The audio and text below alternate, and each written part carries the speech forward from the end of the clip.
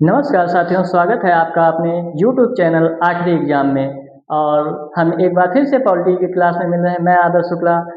जैसा कि हमारी सीरीज चल रही है भारत का संविधान, तो हम भारत के संविधान में जो भाग एक था उसमें हमने पढ़ा कैसे संघ और राज्य, भारत का राज्य क्षेत्र, उसमें हमने अनुच्छेद 1 से 4 तक पढ़ा। और अब हम पढ़ेंगे भाग 2, भारत में नागरिकता। तो जैसा कि हम आपको बताना चाहेंगे कि जो राज्य है इसके 4 स्तंभ होते हैं। किसी भी राज्य के जो सबसे मुख्य 4 आधार होते हैं उसमें सबसे पहले होता है क्षेत्र, फिर होता है जनता, फिर होता है सरकार, फिर होता है प्रशासन। तो हम जैसा कि पढ़ चुके हैं, क्षेत्र में आता है राज्य और संघ। अब हम जनता में पढ़ेंगे नागरिकता। तो जैसा कि हम जब राज्य और संघ पढ़ रहे थे तो हमने पढ़ा था कि जो भारत के संविधान में राज्य और संघ के लिए व्यवस्था की गई है उसमें अनुच्छेद 1 है जो भारत को राज्यों का संघ बताता है, और जो अनुच्छेद 2 है उसमें राज्यों के नाम भी और जो राज्यों का शामिल करने की प्रक्रिया है भारत सरकार को, संसद को, वो अनुच्छेद 2 में निहित है। और अनुच्छेद 3 में जो राज्य हैं उनके नाम, जो पुराने राज्य हैं उनके नाम, क्षेत्र और विस्तार में उनको जो संसद द्वारा तय किया जाता है वो। और अनुच्छेद 4 में जो अनुच्छेद 2 और 3 में व्यवस्थाएं की गई हैं उन पर कानून बनाने का अधिकार संसद को है। ये हम पिछली वीडियो में पढ़ चुके थे। अब हम पढ़ेंगे भाग 2। हम अब पढ़ने वाले हैं संविधान का भाग 2, नागरिकता, अनुच्छेद 5 से 11। तो सबसे पहले हम पढ़ते हैं नागरिकता के बारे में जो विचार है उसमें कहा गया है कि नागरिकता किसी भी व्यक्ति की वह स्थिति होती है जो उसे राज्य द्वारा, संविधान द्वारा प्राप्त अधिकारों के लिए विदेशियों से भिन्न बनाती है और उसको उस राज्य में निवास करने और जो उसके अधिकार हैं उनको सुरक्षित रखने के लिए हर राज्य द्वारा अपने नागरिकों को दी जाती है। तो हम देखते हैं जो भारत का संविधान है इसमें नागरिकता के लिए भाग 2 शीर्षक के अंतर्गत अनुच्छेद 5 से 11 तक बात की गई है। संविधान लागू होने के समय व्यक्तियों को भारत की नागरिकता, जो ब्रिटिश प्रांत या भारतीय देशी रियासतें थी जो संविधान सभा में शामिल हो गई और भारत संघ में शामिल हो गई थी, उनके नागरिकों को उसी समय से नागरिकता प्राप्त थी। अनुच्छेद 5 से 8 तक 4 वर्गों को उल्लेखित किया गया है। जो अनुच्छेद 5 से 8 तक में नागरिकता के लिए 5 वर्गों को उल्लेखित किया गया। अनुच्छेद 9 में प्रावधान है किसी विदेशी राज्य की नागरिकता स्वीकार करने पर कोई व्यक्ति भारत का नागरिक नहीं रहेगा। जो अनुच्छेद 9 है उसमें कहा गया है कि जो कोई भी व्यक्ति अगर भारत का नागरिक होते हुए किसी विदेशी राज्य की नागरिकता प्राप्त कर लेता है, जैसा कि आप कुछ दिन अभी पहले एक काफ़ी वाद हुआ था अक्षय कुमार को लेकर। अक्षय कुमार ने कनाडा में अपनी नागरिकता ले ली थी और वो कह रहे थे कि मैं भारत में टैक्स देता हूँ और मैं भारत का नागरिक हूँ, मेरी नागरिकता ना समाप्त की जाए। तो यही जो अनुच्छेद 9 है इसमें ये प्रावधान किया गया है, अगर कोई व्यक्ति भारत से बाहर किसी राज्य की नागरिकता लेता है तो उसकी नागरिकता स्वतः ही भारत से समाप्त कर दी जाएगी। और अनुच्छेद 10-11 में संसद को नागरिकता से संबंधित विधि बनाने का अधिकार। जो अनुच्छेद 10 और 11 है ये प्रावधान करता है जो भारतीय संसद है वो किस प्रकार से भारत के लोगों के लिए कानून बना सकती है। इसमें उपराष्ट्रपति, राज्यपाल, उच्चतम न्यायालय और उच्च न्यायालय के महान्यायाधीश व महाधिवक्ता जैसे संवैधानिक पदों पर केवल भारतीय नागरिक ही आसीन होंगे। जो भारत के कुछ विशेष पद हैं, जैसे कि आप देखते हैं उपराष्ट्रपति हो गया, राज्यपाल हो गया, उच्चतम न्यायालय का न्यायाधीश, उच्च न्यायालय का न्यायाधीश, महान्यायवादी, महाधिवक्ता जैसे संवैधानिक पद हैं। जो भारत के प्रशासन के सबसे उच्च पद हैं उन पे जो कार्य करने का अधिकार है वो केवल भारत के नागरिकों को है। संसद और राज्य विधानमंडल के सदस्य बनने का अधिकार केवल भारत के नागरिकों को है। जो संसद में जो चुनाव लड़कर सरकार में भागीदारी करने के लिए भारत के नागरिकों को ही अधिकार है। हालांकि 2019 से पहले जो एंग्लो इंडियन व्यक्तियों को मनोनीत किया जाता था, लेकिन अब वो संशोधित कर दिया गया है। अब वो पद समाप्त कर दिए गए हैं। अब संविधान में प्रावधान अनुच्छेद 5 से 8 तक प्रत्येक अनुच्छेद में नागरिकता से विशेष वर्ग निर्धारित है। अब अनुच्छेद 5 में नागरिकता के लिए क्या कहा गया? अनुच्छेद 5 के अनुसार व्यक्ति जो संविधान के प्रारंभ के समय भारत राज्य क्षेत्र में अधिवास करता था, जो भारतीय संविधान बनने का समय था और जो 15 अगस्त 1947 से पहले जो भारत के राज्य क्षेत्र, जैसे कि जो ये भारत का क्षेत्र था, इसमें जो 15 अगस्त 1947 से पहले निवास करते थे, उनको जो भारतीय नागरिकता प्राप्त हो गई। अब इसमें जो प्रकार बताया गया है अनुच्छेद 5 में, कौन कौन सा प्रकार होगा? वह भारत राज्य क्षेत्र का में जन्म लिया हो, इस क्षेत्र में उसने जन्म लिया हो, और उसके माता पिता में से कोई एक भारत के राज्य क्षेत्र का हो। जैसा कि आप जानते हैं कि भारत और पाकिस्तान का जो 15 अगस्त 1947, 14 अगस्त 1947 को 2 अधिराज्यों में बंटवारा हुआ था। तो जो अगर मान लीजिए भारत का नागरिक यहाँ से या तो माता या पिता का होना, वो एक भारत का हो, एक अगर बांग्लादेश वर्तमान में या पूर्वी पाकिस्तान या पश्चिमी पाकिस्तान का हो, तो उसको नागरिकता का अधिकार है भारत में, जो 5 में 2 के तहत कहा गया था। वहीं संविधान लागू होने के पहले कम से कम 5 वर्ष तक साधारण तौर पर निवास करता हो, और जो संविधान लागू होने, जो 26 जनवरी 1950 को संविधान लागू हुआ, उससे पहले 5 वर्ष तक भारत राज्य क्षेत्र में रह चुका हो, पाकिस्तान से प्रव्रजन करके आए व्यक्तियों की नागरिकता।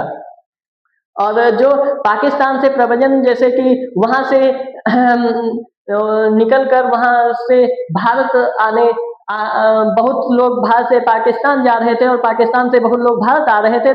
जो ये आवागमन का दौर था, इसमें जब भारत आए तो वो भारत की नागरिकता के लिए वहाँ से प्रव्रजन, वहाँ से आने का कारण लिखा कर लाएं तो भारत की नागरिकता उनको दे दी जाएगी। अनुच्छेद 6 में बताया गया है कि पाकिस्तान से प्रव्रजन करके आए किन व्यक्तियों को भारत की नागरिक समझा जाएगा। ऐसे व्यक्तियों को 2 वर्गों में बांटा गया था। जो पाकिस्तान से, जो पश्चिमी पाकिस्तान से या पूर्वी पाकिस्तान वर्तमान में बांग्लादेश, वहाँ से भारत आए, तो उनको 2 वर्गों में बांटा गया था कि वो कैसे भारत के नागरिक होंगे। पहला, 19 जुलाई 1948 से पहले भारत आ गए हों। ये एक डेट निर्धारित की गई थी, 19 जुलाई 1948। 19 जुलाई 1948 से पहले या तो भारत आ गए हों, तथा जो 19 जुलाई 1948 के बाद आए हों। तो ये 2 कैटेगरियों में बांटा गया था। 19 जुलाई 1948 को एक डेट, इससे पहले और बाद। तो 19 जुलाई 1948 तिथि का महत्व यह है कि इस तिथि से भारत से पाकिस्तान और पाकिस्तान से भारत प्रव्रजन के लिए अनुमति पत्र की प्रणाली शुरू हो गई थी। जैसे कि 19 जुलाई 1948 से पहले जो भारत आ रहे थे या भारत से बाहर जा रहे थे, पाकिस्तान जा रहे थे मेरा मतलब, तो वो उनको कोई पत्र नहीं दिखाना पड़ता था कि मैं वहाँ का निवासी हूँ। वो जहाँ पहुँच जाते थे वहाँ की नागरिकता मिल जाती थी। लेकिन 19 जुलाई से ये व्यवस्था कर दी गई कि अगर आप पाकिस्तान से आ रहे हैं इस क्षेत्र से, तो आपको यहाँ से एक अधिकार पत्र लाना पड़ेगा कि मैं यहाँ से आया हूँ और मुझे भारत की नागरिकता चाहिए। उसके बाद अनुच्छेद 7 में प्रावधान है, जिस व्यक्ति ने मार्च 1947 के पश्चात भारत से पाकिस्तान के लिए प्रव्रजन किया है, वह भारत का नागरिक नहीं समझा जाएगा, किंतु यदि वह स्थिति स्थायी रूप से भारत लौटने की अनुमति लेकर वापस आता है तो उसको भी नागरिकता संबंधी नियम लागू होंगे। तो जैसा कि आप जान सकते हैं कि जब भारत और पाकिस्तान का बंटवारा हुआ तो बहुत अधिकांश मुस्लिम वर्ग और कई ऐसे लोग थे जो पाकिस्तान चले गए। लेकिन जैसे 1947 में वो गए तो वहाँ पे उनको बहुत समस्याओं का सामना करना पड़ा। उस समय जब ये समस्याओं का सामना करना पड़ा तो वो पुनः भारत आना चाहते थे। तो ये मार्च 1947 से के बाद अगर आप भारत से पाकिस्तान चले गए हैं और पाकिस्तान से पुनः भारत आना चाहते हैं, जैसा कि आप और पुनः भारत आना चाहते हैं तो इसकी व्यवस्था अनुच्छेद 7 में की गई कि आप जब मार्च 1947 के पश्चात आते हैं तो स्थायी रूप से लौटने का कारण और वहां से अपनी नागरिकता समाप्त करके भारत के लिए शपथ पत्र लेकर आना होगा। अनुच्छेद से 6 में 29 जुलाई 1948 के बाद भारत से आने वाले व्यक्तियों पर लागू था, अर्थात ऐसे व्यक्ति को पंजीकरण के लिए आवेदन करना होता था जो कम से कम 6 महीने तक भारत में रहने के बाद होता था। जो 19 जुलाई 1948 था, इसके बाद जो भारत में आने वाले, पाकिस्तान से आने वाले व्यक्ति थे, उनको भारत में आने के लिए जब वो भारत की नागरिकता प्राप्त करने के लिए उनको पहले 6 महीने भारत में रहना पड़ता था और उनको तब अपने नागरिकता के लिए भारत सरकार को एक अर्जी देनी पड़ती थी। भारत से बाहर रहने वाले भारतीय मूल के व्यक्तियों को नागरिकता, जो जैसे कि आप देख सकते हैं आज भी व्यापार के लिए या विदेशी कार्यों के लिए या विदेश सचिव के रूप में काफी लोग ऐसे हैं जो भारत से बाहर रहते हैं, तो उनकी नागरिकता के लिए भी भारत की संविधान में प्रावधान है जो अनुच्छेद 8 में कहा गया है। उन व्यक्तियों को नागरिकता का उपबंध है जो संविधान के लागू होने के समय भारत के निवासी नहीं थे परंतु वे भारत मूल के हैं। जैसे कि आप देख सकते हैं कि अंग्रेजों ने बहुत सारे भारतीयों को काम के लिए दक्षिण अफ्रीका और या जहां जहां उनको जरूरत लगी भारतीयों को वो पकड़ पकड़ के ले गए, तो अब जो जहां गए वहां के हो गए। लेकिन अगर वो चाहें कि भारत की नागरिकता वो पुनः प्राप्त करना चाहते हैं तो पुनः प्राप्त करने के लिए उनको अनुच्छेद 8 के तहत नागरिकता का अधिकार प्राप्त है। इस यह अधिनियम 1935 द्वारा परिभाषित भारत में हुआ और वर्तमान में इसके अनुसार जिस व्यक्ति का जन्म अथवा उसके माता पिता, दादा दादी या नाना नानी में से किसी का जन्म भारत शासन में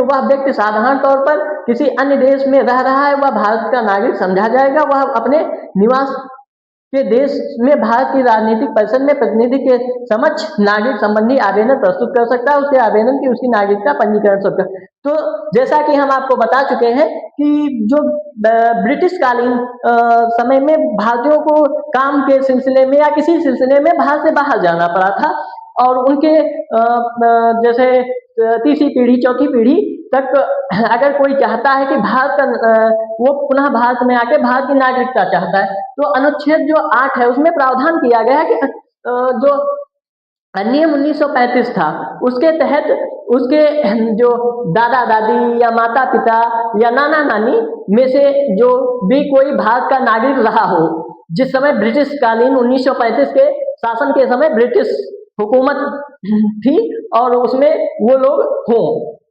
तो वो भी भारत के जो वहाँ उस देश में भारत की परिषद होगी जो उसमें उनको अपने नाम का पंजीकरण और नागरिकता संबंधी अधिकार के लिए आवेदन करना पड़ेगा। नागरिकता अधिनियम 1955। अब नागरिकता में जो सबसे पहला संशोधन हुआ 1955 में भारत संसद को अनुच्छेद 11 के अंतर्गत नागरिकों के संबंध में विधि निर्माण का अधिकार दिया गया। इसके अंतर्गत 1955 में नागरिकता अधिनियम पारित किया गया। इसमें अनुच्छेद 11(1) जो कहा गया, इस अधिनियम को अब तक 8 बार संशोधित किया जा चुका है। वर्ष 1957 में, फिर 1960 में, 1986 में, 1992 में, 2003, 2005, 2015। इस अधिनियम के अनुसार भारतीय नागरिकता निम्न 5 प्रकार से प्राप्त की जा सकती है। भारतीय नागरिकता प्राप्त करने के 5 प्रकार। तो जो भारतीय नागरिकता है वो 5 प्रकार से प्राप्त की जा सकती है। तो पहला है जन्म से, दूसरा है पंजीकरण से, तीसरा है विदेशी भूमि के अर्जन से, चौथा है वंश के द्वारा, पांचवा है देशीकरण। तो जैसा कि आप जान सकते हैं कि भारत की सबसे पहली नागरिकता है वो जन्म के आधार पर है। आप भारत में जन्म लेते हैं, भारत से बाहर लेते हैं तो अगर भारत में आप जन्म लेते हैं तो आप भारत के नागरिक माने जाएंगे, लेकिन इसके लिए आपके माता पिता का भी भारत के नागरिक होने का भारत के नागरिक होना अनिवार्य है। क्योंकि आप देखते हैं कि जैसे कि विदेशी आए और वो घूमने के लिए आए या किसी कार्य के लिए आए और उनके बच्चे ने यहाँ जन्म ले लिया तो उसको भारत की नागरिकता नहीं दी जाएगी। अगर भारत की नागरिकता उन्हीं को दी जाएगी जिनके माता पिता भारत के नागरिक हों और वो भारत में जन्मे हों। और पंजीकरण द्वारा जैसा कि हम आपको बता चुके हैं कि अनुच्छेद 8 में यह प्रावधान है कि जो भारत से बाहर रह रहे विदेशी मुल्क में हैं तो उनको नागरिकता संबंधी पंजीकरण कराना अनिवार्य है। और विदेशी भूमि के अर्जन द्वारा जैसे कि कोई भारतीय व्यक्ति भारत से बाहर भूमि लेकर रह रहा है उसको भी भारत की नागरिकता दी जाएगी वंश के आधार पर।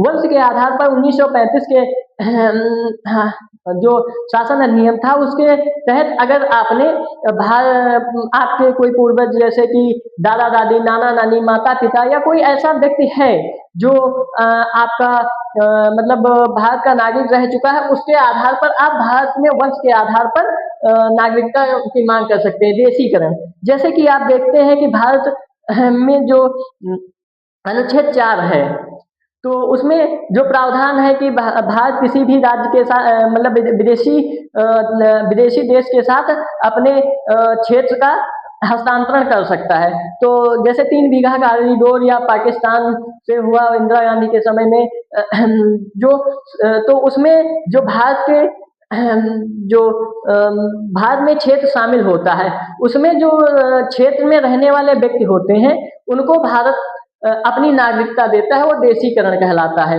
उसमें रहने वाले व्यक्ति को पूर्ण रूप से भारतीय नागरिकता मिलती है। जैसे 35वां संविधान संशोधन सिक्किम और 36वां संविधान संशोधन से पूर्ण राज्य का दर्जा सिक्किम को दिया गया, तो सिक्किम में रहने वाले व्यक्तियों को देशीकरण के द्वारा भारत की नागरिकता दी गई। जन्म से नागरिकता 26 जनवरी 1950 के बाद माता पिता में से कोई भी भारतीय नागरिक होना चाहिए।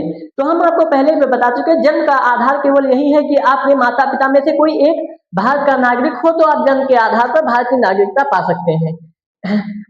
इस बिंदु में 2 अपवाद है। प्रथम, यह विधि वही लागू नहीं होती जहां जन्म के समय से उसका पिता किसी दूसरे देश शत्रु देश का राजनयिक या द्वितीय शत्रु के अधीन भारत के किसी भाग में जन्म लेने वाले बच्चे का वंश से नागरिकता हो।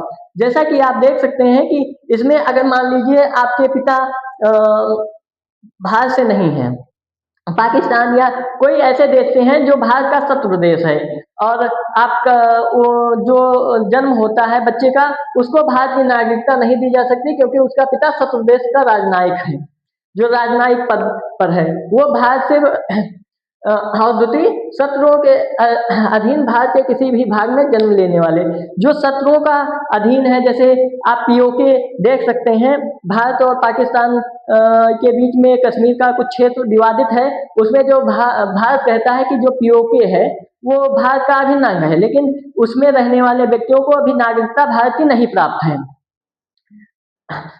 और भारत के बाहर भी किसी अन्य देश में 26 जनवरी 1950 या उसके बाद जन्म लेने वाले व्यक्ति को भारत की नागरिक हो सकता है जो उसके जन्म के समय उसके माता पिता में से कोई एक भारत का नागरिक हो। अगर जन्म के समय बच्चा या किसी विदेशी कंट्री में जन्म लेता है और उसके माता पिता में से कोई एक भारत का नागरिक होता है तो जन्म के आधार पर उसको नागरिकता दे दी जाती है।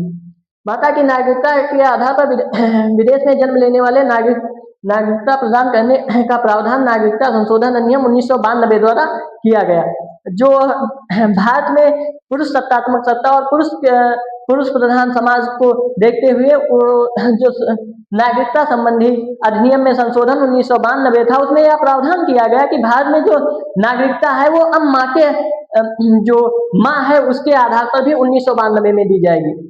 3 दिसंबर 2004 के बाद भारत से बाहर जन्म लेने वाले कोई व्यक्ति वंश के आधार पर भारत के नागरिक नहीं हो सकते हैं उनके जन्म के 1 वर्ष के भीतर। भारतीय राजनयिक कार्यालय में उनके जन्म का पंजीकरण न करा दिया जाए हो केंद्र सरकार की सहमति के उक्त अवधि में पंजीकरण। यदि जैसा कि आप देख सकते हैं 2004 में एक प्रावधान किया गया कि भारत के बाहर जो वंश के आधार पर भारत में जो नागरिकता की मांग करते हैं उनको सबसे पहला कार्य है कि अपने बच्चे का 1 वर्ष के अंदर जो विदेश में जन्मा है उसका भारतीय राजनयिक कार्यालय में नागरिकता के लिए अपील करनी होगी। और कुछ जो विषय होते हैं उसमें केंद्र सरकार की सहमति, कुछ विशेष प्रावधान केंद्र सरकार कर सकती है। पंजीकरण द्वारा ऐसे व्यक्ति जो भारत के नागरिक नहीं है उन्हें निम्नलिखित शर्तों पर किसी एक ऐसे संबंधित तो जैसे पंजीकरण है इसमें आप देख सकते हैं 5 से 7 वर्ष तक रहने का प्रमाण है। जैसे आप भारत में पंजीकरण के आधार पर राज्य से उसका राज्य भारत में नागरिकता की मांग करते हैं तो उसके लिए आपको 5 से 7 साल तक भारत में रहना अनिवार्य है। नागरिक संशोधन अधिनियम 1986 पहले उक्त निवास करने पर अधिकतम 6 माह थी।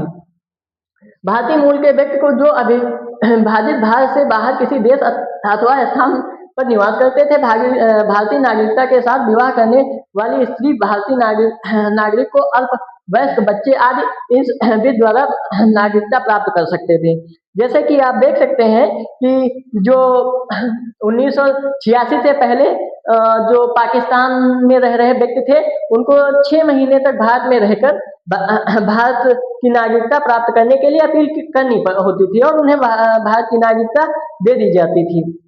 लेकिन 1946 के बाद इस प्रावधान में थोड़ा बदलाव किया गया और इसमें जो है भारतीय नागरिकों के साथ विवाह करने वाली स्त्री उस भारतीय नागरिक के अल्पवयस्क बच्चे आदि को भी नागरिकता दी जाने लगी। देशीकरण या नागरिकरण किसी विदेशी नागरिक द्वारा भारतीय सरकार को आवेदन करने पर भारतीय नागरिकता प्राप्त की जा सकती है। इसके लिए उसे निम्नलिखित शर्तें अनिवार्य है। वह जिस देश का नागरिक है उसकी नागरिकता त्यागनी पड़ेगी।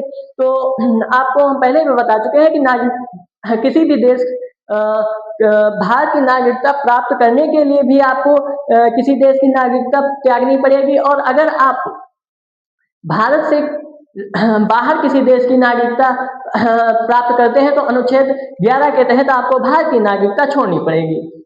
देशीकरण के लिए तत्कालिक पूर्व कम से कम 1 वर्ष तक भारत में रहना अनिवार्य है। भारत में अगर देशीकरण के लिए आप नागरिकता की अपील करते हैं तो आपको 1 वर्ष तक भारत में रहना व पूर्ण आयु क्षमता व चरित्र वाला व्यक्ति होना। तो आपको चरित्रवान भी होना चाहिए और आयु क्षमता में भी आप पूर्ण हो। संविधान में उल्लेखित भाषा में से किसी एक भाषा में पर्याप्त ज्ञान हो। जो संविधान में 22 भाषाओं का उल्लेख है उसमें से आपको किसी एक भाषा का विशिष्ट ज्ञान होना अनिवार्य है। राज्य क्षेत्र के अर्जन द्वारा तो हम आपको बता चुके हैं कि जैसे कि भारत समय समय पर अपने पड़ोसी देशों के साथ सीमा साझा या कोई ऐसा समझौता करता है तो उसमें आने वाले जो व्यक्ति होते हैं जो भारत सरकार द्वारा क्षेत्र प्राप्त किया जाता है उसमें उसके साथ प्राप्त व्यक्तियों को भी नागरिकता दी जाती है। तो इसमें 1947 में सिक्किम का विलय भारत में हुआ 1974 में 1974 में सिक्किम का विलय भारत में हुआ। सिक्किम वासी भारतीय नागरिक हो गए। जो सिक्किम वासी हैं वो भारतीय नागरिक हो गए। तो जब सिक्किम का विलय हुआ तो उसके जो नागरिक थे उनको भी भारत का नागरिक घोषित किया गया। एकल नागरिकता जो भारत में नागरिकता है वो ब्रिटेन से ली गई है और भारत में एकल नागरिकता है। आप देखिए आप कहीं भी वो स्थान से नहीं आप भारत के नागरिक कहलाएंगे। जैसे आप किसी राज्य में रह रहे हैं उत्तर प्रदेश में रह रहे हैं तो उत्तर प्रदेश के राज्य नागरिक नहीं कहलाए जाएंगे। जैसे कि यूरोपीय संघ है आप वहाँ पे अगर इंग्लैंड के नागरिक हैं इंग्लैंड के, फ्रांस के नागरिक है फ्रांस के, फिर जाके यूरोपीय संघ के नागरिक हैं। आप अमेरिका में रह रहे हैं तो आप अमेरिका के अलग अलग राज्यों के नागरिक फिर अमेरिका के नागरिक। लेकिन भारत में ऐसा नहीं है। भारत में आप अगर किसी भी राज्य में रह रहे हैं उसके लिए आप उसको आपको ये बताने की जरूरत नहीं है कि मैं फला राज्य का नागरिक हूँ, आप भारत के नागरिक माने जाएंगे अगर आपको नागरिकता प्राप्त है। और अनुच्छेद 11 के तहत संसद भी द्वारा नियंत्रण बनाए रखती है नागरिकता पर। अनुच्छेद 10 यह स्पष्ट करता है किसी नागरिक की नागरिकता का अधिकार संसद द्वारा बनाई गई विधि के अतिरिक्त किसी अन्य प्रकार से छीना या समाप्त न किया जाए।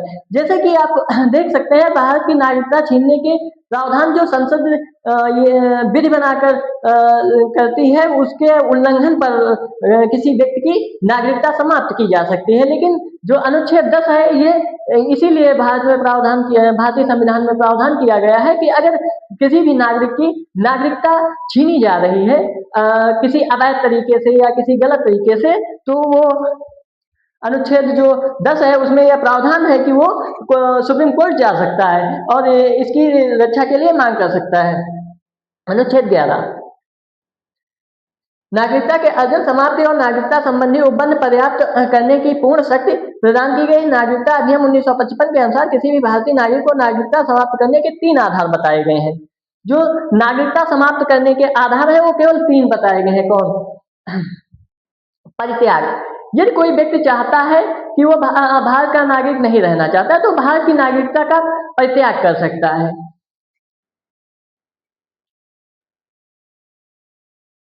प्रवास, अगर आप देखते हैं कि बहुत सारे लोग भारत से बाहर व्यापार या किसी कार्य के लिए भारत से बाहर चले जाते हैं, ऐसा करने के लिए वो अगर 7 वर्ष भारत से बाहर रहते हैं तो उसे उनसे भारत की नागरिकता छीन ली जाती है और फिर विचलित किया जाना। यदि कोई व्यक्ति भारत के अखंडता या किसी ऐसी चीज को जिससे भारत की संप्रभुता, एकता, अखंडता या भारतीय जो राज्य क्षेत्र है उसको कोई नुकसान होता है तो उससे उसके द्वारा भारत के उस व्यक्ति की नागरिकता समाप्त कर दी जाती है, वंचित किया जाना, कर दी जाती है। भारत में कोई भी वयस्क नागरिक परित्याग कर कौन सकता है? तो भारत का कोई भी वयस्क नागरिक जिसकी एज 18 साल हो, जिसकी आयु 18 साल हो, वो स्वेच्छा से अपनी भारत की नागरिकता त्याग सकता है। और प्रवास, विदेशी या अथवा पंजीकरण द्वारा अपनी इच्छा से भारत की नागरिकता स्वीकार की थी, अर्थात वर्तमान में वह स्वेच्छा से किसी दूसरे देश का नागरिक, जो जैसे कि भारत का नागरिक है या किसी विदेशी राज्य का नागरिक है और भारत की नागरिकता प्राप्त करता है और उसके बाद वो भारत से बाहर जाकर फिर किसी देश की नागरिकता प्राप्त करता है, तो वो प्रवास के तहत अगर 7 वर्ष भारत से बाहर रहता है तो उसकी नागरिकता प्रवास से के तहत समाप्त कर दी जाती है। वंचित किया जाना, ऐसा नागरिक जो पंजीकरण के द्वारा भारत के नागरिक बन गया है वह केंद्र सरकार के आदेश द्वारा नागरिकता से वंचित किया जा सकता है। किसी भी व्यक्ति यदि वह जन्म से भारत का नागरिक है तो उसे सामान्य परिस्थितियों में नागरिकता से वंचित नहीं किया जा सकता। यदि अगर कोई व्यक्ति जन्म से भारत का नागरिक है, उसे सामान्य परिस्थिति में भारत से बाहर अगर रह रहा है या भारत के अगेंस्ट कोई काम कर रहा है तो उससे सामान्य परिस्थितियों में उसे वंचित नहीं किया जाएगा।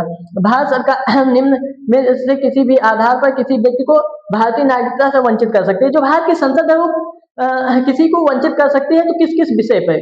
तो संविधान के प्रति निष्ठा न रखने वाले अथवा संविधान की में आस्था न रखने वाले। जो भारत का संविधान है उसमें अगर आपको आस्था नहीं है या भारत की संप्रभुता, एकता, अखंडता को आप छीन कर रहे हैं तो आपके संविधान को यह अधिकार है, संसद को यह अधिकार है कि वो आपकी नागरिकता छीन सकता है। युद्ध के समय शत्रु की सहायता करना, जैसे कि आप युद्ध के समय कोई गुप्त बात या कोई ऐसा कार्य जो भारत के हित में नहीं है अगर आप किसी शत्रु देश को देते हैं तो आपकी नागरिकता समाप्त कर दी जाएगी। यदि किसी व्यक्ति को कपटपूर्ण अथवा गैर विधिक रूप से भारतीय नागरिकता अर्जित की हो, अब इसमें कपटपूर्ण और गैर विधिक, जैसे कि कुछ व्यक्ति भारत की नागरिकता कपटपूर्ण या गैर कानूनी तरीके से प्राप्त कर लेते हैं तो उनका भी भारतीय संसद को अधिकार है कि उनकी नागरिकता छीन सकता है। देशीकरण या पंजीकरण द्वारा नागरिकता प्राप्त 5 वर्ष के अंदर किसी अन्य देश द्वारा 2 वर्ष या अधिक की सजा दी जा सकती है। अगर आप 5 वर्ष के अंदर भारत से बाहर रहकर कोई जो कपटपूर्ण तरीके से प्राप्त की हुई जो नागरिकता है उसके तहत आपको 2 वर्ष से अधिक की सजा दी जा सकती है। किसी भी भारतीय नागरिक स्त्री पुरुष एक दूसरे देश के स्त्री पुरुष के साथ विवाह करने पर लगातार 7 वर्ष तक भारत के बाहर रहने पर, जो भारत का कोई पुरुष है या स्त्री है, भारत के बाहर किसी कंट्री के व्यक्ति से शादी कर लेता है और वो 7 वर्ष तक लगातार भारत से बाहर रहता है, तो उसकी नागरिकता समाप्त कर दी जाएगी। लोकसभा के चुनाव लड़ने के प्रश्न पर भारतीय संविधान सामान्य नागरिक और देशीकृत नागरिकों में कोई भेद नहीं करता। जैसा कि आपको हम पहले भी बता चुके हैं कि भारत की जो नागरिकता का देशीकृत, जो भारत के सिक्किम को जैसे भारत का अभिन्न अंग बनाया गया 1974 में, तो अब वहां से अगर कोई चुनाव लड़कर लोकसभा या राज्यसभा में जाना चाहता है तो उसके लिए, और जो भारत का मुख्य नागरिक है उसके लिए कोई प्रावधान नहीं, वो जिस दिन से भारत का नागरिक हुआ उसी दिन से वो संसद में जा सकता है। उसके लिए ये नहीं मायने रखेगा कि वो 7 साल तक भारत में रहे तब आप अपनी नागरिकता के लिए अपील कर सकता है। यदि लोकसभा का में आवश्यक समर्थन प्राप्त है, भारतीय संविधान के अनुच्छेद 14 बिल के समक्ष समानता आश्वासन देता है और अनुच्छेद 16 प्रत्येक नागरिक को लोड नियोजन और नियुक्त में अवसर की समानता प्रदान करता है। अनुच्छेद 14 और 16 जो है वो उसकी समानता और नियुक्ति, जो नियुक्ति में समानता है, उस दोनों को संविधान में वर्णित किया गया है। नागरिकता के तहत जन्म आदि के आधार पर किसी भी प्रकार के भेद का प्रशोध और भारतीय संविधान का कोई भी उपबंध किसी देशीकृत नागरिक को प्रधानमंत्री बनने से नहीं रोक सकता। जैसा कि सिक्किम के व्यक्ति को 1974 के बाद भारत का प्रधानमंत्री बनने से कोई भी ऐसा कानून नहीं था जो उसको पहले 1 साल या 6 महीने या 7 साल रहकर भारत की नागरिकता प्राप्त करने के बाद भारत का प्रधानमंत्री बनने के लिए नहीं रोक सकता। यह उपबंध अनुच्छेद 16 के तहत उसका समानता का अधिकार था। अमेरिकी संविधान अपने देशीकृत नागरिकों को केवल सीनेट का सदस्य बनाने, आप देख सकते हैं कि अमेरिका का जो संविधान है उसमें यह प्रावधान है कि जो राज्य अर्जित करता है, जो क्षेत्र अर्जित करता है, उसके नागरिक को केवल सीनेट या संसद तक रहने की अनुमति देता है। लेकिन भारत में यह नहीं है। भारत में आप जो है प्रधानमंत्री के पद या कोई भी उच्च प्रशासनिक पद प्राप्त करने के अधिकारी होते हैं।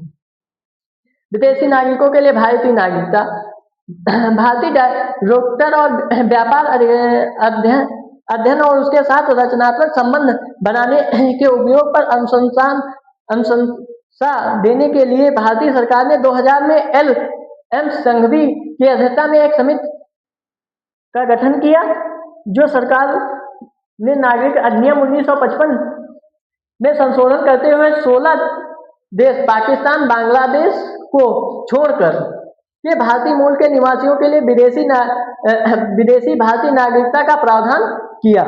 इसमें जो है संघवी जी ने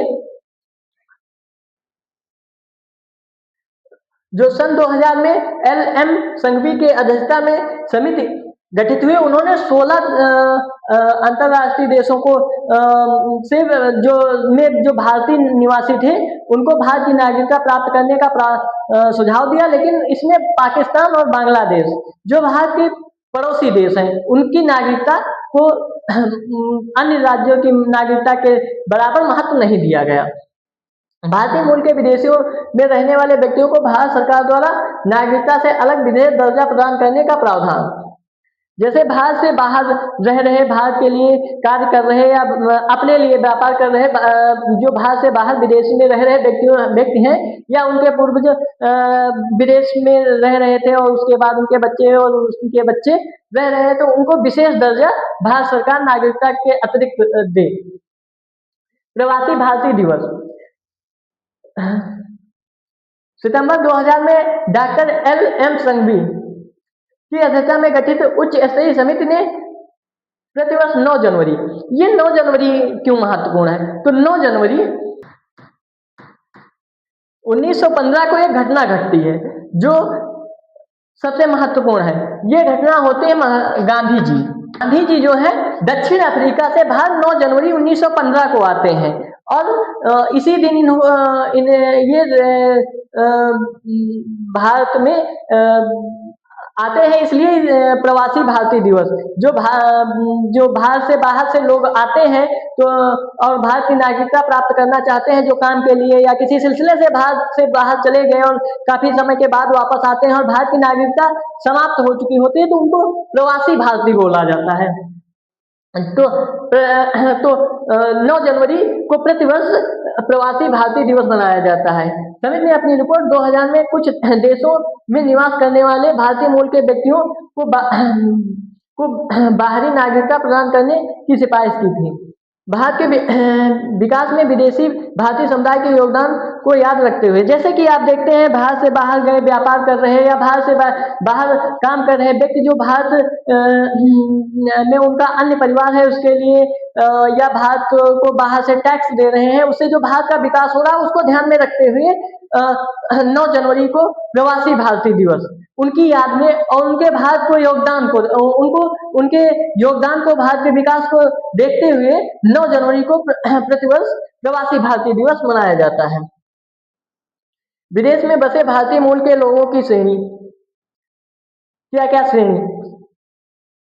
अनिवासी भारतीय जो केवल काम करने के लिए गए या कुछ दिन के लिए गए उनको अनिवासी भारतीय कहते हैं। भारतीय मूल के व्यक्ति भारत के सीमा पारिवारिक नागरिक संशोधन अधिनियम, तो भारतीय मूल के व्यक्ति और जो भारत मूल के व्यक्ति हैं जैसे वो रह रहे हैं और काम कुछ दिन के बाद पुनः भारत आते हैं, 2 प्रकार के, या पूर्ण रूप से वहाँ के निवासी हो गए हैं लेकिन अभी वो भारत को अपना टैक्स या भारत की विकास के लिए वो जो हो सकता है वो कर रहे हैं, उन्हें भारतीय मूल के कहा जाता है।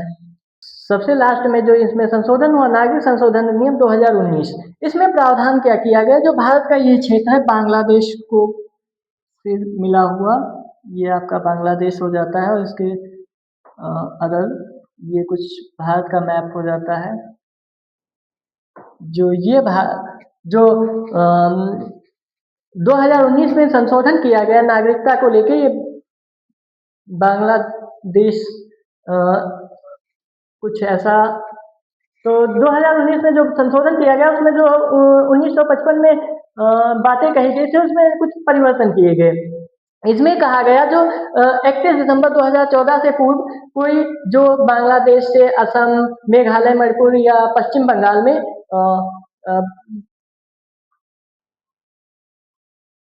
भारत में जो बांग्लादेश से तारों के नीचे से या नदी के सहारे कुछ व्यक्ति भारत में आकर बस गए थे और भारत की नागरिकता की मांग कर रहे थे। तो इसमें कहा गया था जो सबसे पहली बात कही गई थी, जो नागरिकता की अवधि है 11 वर्ष से घटाकर 5 वर्ष कर दी गई थी और उपयुक्त व्यक्तियों को नागरिकता और देश व्यापन किया गया था। 31 दिसंबर 2014 से पहले जो अफगानिस्तान, बांग्लादेश, पाकिस्तान के हिंदू, सिख, जैन, बौद्ध, फारसी, ईसाई समुदाय से संबंध रखते हुए जो व्यक्ति थे उनको नागरिकता दी जाए, जिसके लिए उन्हें भारत में 11 साल रहने की आवश्यकता नहीं थी, केवल 5 साल रहे और नागरिकता प्राप्त हो जाती। इस अधिनियम में असम, मेघालय और मिजोरम, त्रिपुरा आदिवासी क्षेत्रों में बांग्लादेश पूर्वी सीमा प्रांत 1873 में के अंतर्गत सूचित अंतर्गत सीमा के अंतर्गत आने वाले क्षेत्रों को अवैध प्रवासी कहा गया। जो बांग्लादेश की सीमा थी उसके थ्रू जो भारत में निवासी असम, मेघालय वगैरह में आ गए थे, जो 1873 के तहत जो जिनको नागरिकता देनी थी उनको भारत से बाहर का या विदेशी या प्रवासी कहा गया। और यदि कोई व्यक्ति OCI कार्ड लेकर आता है तो उसे भारत की नागरिकता दे दी जाएगी। और इसी के साथ हमारा ये भारतीय संविधान का भाग 2 अनुच्छेद 5 से 11 समाप्त होता है। और आपको ये वीडियो कैसा लगा इस पर राय जरूर दें, और अगर अच्छा लगा तो एक लाइक करें और अपने दोस्तों और परिवार को शेयर जरूर करें। थैंक यू गाइस, लास्ट तक बने रहने के लिए।